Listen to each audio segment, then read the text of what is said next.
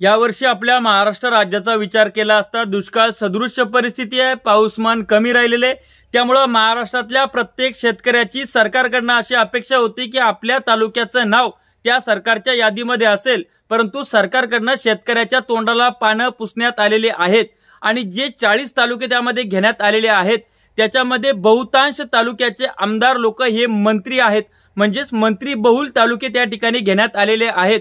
म्हणजे एकीकडे महाराष्ट्र राज्याच्या मंत्रिपदाची शपथ घेत असताना मी कोणाही विरुद्ध ममत्वभाव अथवा आकस ठेवणार नाही अशा पद्धतीच्या वल्गना करणाऱ्या या लोकांनी या ठिकाणी पदावर बसल्यावर भेदभाव केला आणि भेदभाव केल्यानंतर माझा मतदारसंघ, माझा तालुका हा कसा त्या दुष्काळाच्या यादीमध्ये येईल? मग भलेही त्या ठिकाणी दुष्काळ पडला नसला तरी चालेल, परंतु त्या ठिकाणी तो आला पाहिजे, माझ्याच लोकांना फायदा झाला पाहिजे।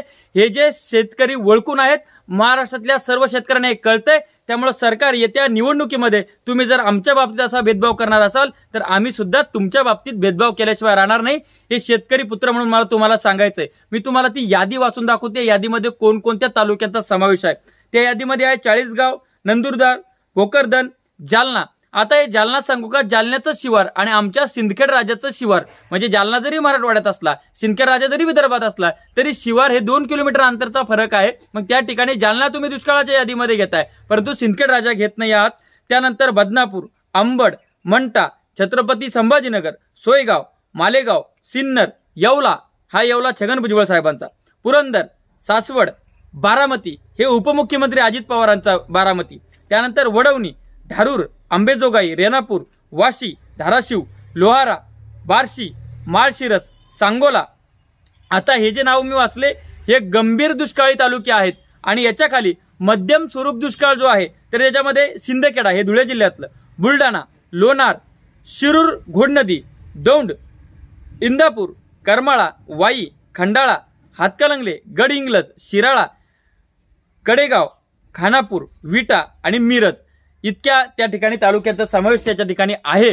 मला एक म्हणायचंय की अजित पवार त्या ठिकाणी मंत्रिपदावर बसले की आपल्या भागाचा इतका विचार करतात, मग बाकीचे मंत्री आणि बाकीचे आमदार लोक तसा आपापल्या भागाचा विचार का करत नाहीत?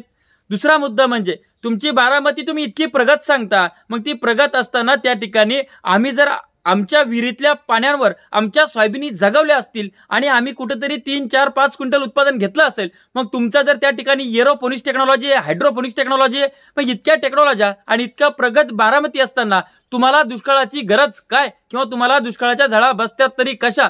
परंतु हा विषय वेगळा झाला। मी उपमुख्यमंत्री आहे आणि मी उपमुख्यमंत्री असल्या कारणाने माझा तालुका त्याच्यामध्ये बसलाच पाहिजे, ही जी तत्परता अजित पवार दाखवतात ही तत्परता त्यांनी प्रत्येक महाराष्ट्रातल्या तालुक्याविषयी दाखवायला पाहिजेत, कारण की ते उपमुख्यमंत्री बारामतीचे नाहीत, ते संपूर्ण महाराष्ट्र राज्याचे मंत्री आहेत। आणि म्हणून या सर्व लोकांनी जे आपापले तालुके, आपापले मतदारसंघ याच्यामध्ये घुसाडण्याचा प्रयत्न केला, यांना त्या विधानसभेतून बाहेर घालण्याचा प्रयत्न महाराष्ट्रातील जनतेने करावा असं मला त्या ठिकाणी या जनतेला आव्हान करायचंय। आणि सरकारने असा भेदभाव करायला नको होता।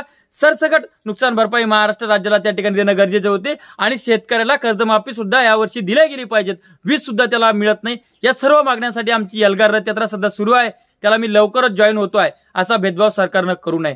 शेतकऱ्यांना सचेतन करण्यासाठी आपलं चॅनल सबस्क्राईब करा, साईडला असलेलं बेल आयकॉन दाबा, इंस्टाग्रामला फॉलो करा। तुर्तास थांबतो, आपली रजा घेतो। आपला ज्ञानेश्वर खरात पाटील, धन्यवाद।